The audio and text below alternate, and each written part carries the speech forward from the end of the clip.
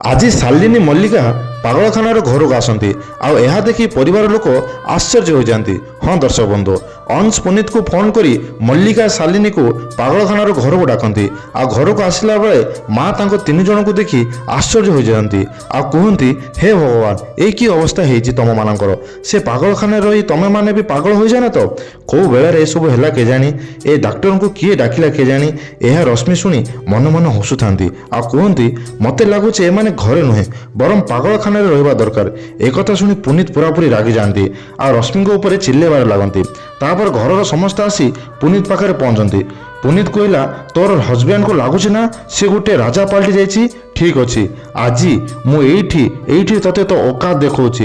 ଏକଥା ଶୁଣି ରଶ୍ମି ପୁରାପୁରି ରାଗିଯାଆନ୍ତି ଓ ପୁନିତଙ୍କ ପାଖକୁ ଯାଇ କୁହନ୍ତି, ତମ ଭଳି ଲୋକ ମୋ ସହିତ ଔକାତରେ କଥା ନ ହେବାଟା ହିଁ ଭଲ।